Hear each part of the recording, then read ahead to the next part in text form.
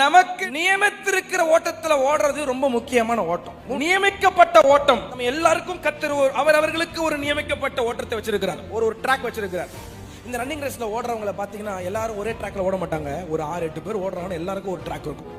அந்த ட்ராக்ல தான் அந்த ஆளு ஓடணும். அந்த ட்ராக்ல ஓடுற பக்கத்துல ஓடினாருன்னு சொன்னா அப்பயே டிஸ்குவாலிஃபை. ஏன்னா அவர்களுக்காக நியமிக்கப்பட்ட ஒரு ட்ராக் கொடுக்கப்பட்டிருக்கு. அதே போலதான் கிறிஸ்தவ வாழ்க்கையில இங்க உட்கார்ந்துட்டு இருக்கிற எல்லாருக்கும் உங்களுக்கு என்று ஒரு நியமிக்கப்பட்ட ஒரு ட்ராக், ஒரு ஓட்டத்தை ஆவியானவர் வைத்திருக்கிறார். அப்ப ஆவியானவர் விருப்பம் இல்லாம தான் நியமிக்கப்பட்ட ஓட்டத்தில் நாம் ஓட வேண்டும்.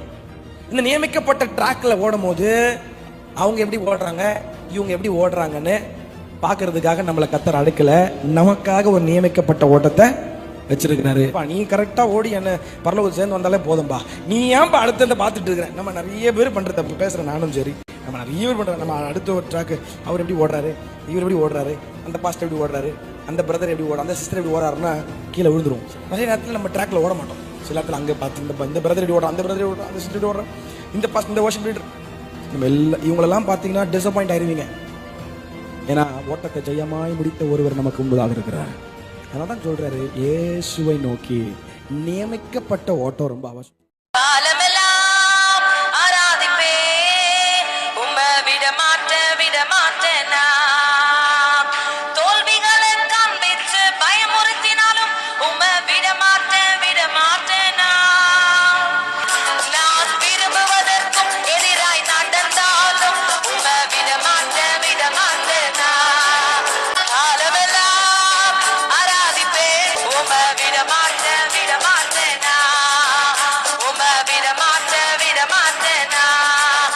நமக்கு நியமித்திருக்கிற ஓட்டத்துல ஓடுறது ரொம்ப முக்கியமான ஓட்டம். நியமிக்கப்பட்ட ஓட்டம் நம்ம எல்லாருக்கும் கர்த்தர் அவர்களுக்கு ஒரு நியமிக்கப்பட்ட ஓட்டத்தை வச்சிருக்கிறார். ஒரு ட்ராக் வச்சிருக்கிறார்.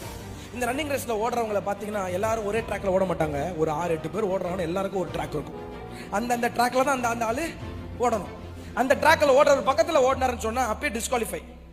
ஏன்னா அவர்களுக்காக நியமிக்கப்பட்ட ஒரு ட்ராக் கொடுக்கப்பட்டிருக்கு. அதே போலதான் கிறிஸ்தவ வாழ்க்கையில இங்க உட்கார்ந்துட்டு இருக்கிற எல்லாருக்கும் உங்களுக்கு என்று ஒரு நியமிக்கப்பட்ட ஒரு ட்ராக், ஒரு ஓட்டத்தை ஆவியானவர் வைத்திருக்கிறார். அப்ப ஆவியானவர் விருப்பம் இல்லாம தான் நியமிக்கப்பட்ட ஓட்டத்தில் நாம் ஓட வேண்டும். இந்த நியமிக்கப்பட்ட ட்ராக்ல ஓடும் போது அவங்க எப்படி ஓடுறாங்க, இவங்க எப்படி ஓடுறாங்கன்னு பாக்குறதுக்காக நம்மளை கர்த்தர் அழைக்கல, நமக்காக ஒரு நியமிக்கப்பட்ட ஓட்டத்தை வச்சிருக்கிறாரு. நீ கரெக்டா ஓடி என்ன பரலோகம் சேர்ந்து வந்தாலே போதும்பா, நீ ஏன்பா அடுத்த பார்த்துட்டு இருக்கிற. நம்ம நிறைய பேர் பண்ற தப்பு, பேசுற நானும் சரி, நம்ம நிறைய பேர் பண்ற. நம்ம அடுத்த ஒரு ட்ராக், அவர் எப்படி ஓடுறாரு, இவர் எப்படி ஓடுறாரு, அந்த பாஸ்டர் எப்படி ஓடுறாரு, அந்த பிரதர் எப்படி ஓடுறாரு, அந்த சிஸ்டர் எப்படி ஓடுறாருன்னா கீழே விழுந்துரும். நிறைய நேரத்தில் நம்ம ட்ராக்ல ஓட மாட்டோம். சில நேரத்தில் அங்கே பார்த்து இந்த பிரதர் எப்படி ஓடுறா, அந்த பிரதர் ஓடுறா, அந்த சிஸ்டர் எப்படி ஓடுறா, இந்த பாஸ்டர், இந்த வர்ஷிப் லீடர், நம்ம இவங்களெல்லாம் பார்த்தீங்கன்னா டிசப்பாயிண்ட் ஆயிருவீங்க. ஏன்னா ஓட்டத்தை ஜெயமாய் முடித்த ஒருவர் நமக்கு முன்பதாக இருக்கிறார். அதனால தான் சொல்றாரு, இயேசுவை நோக்கி நியமிக்கப்பட்ட ஓட்டம் ரொம்ப அவசியம்.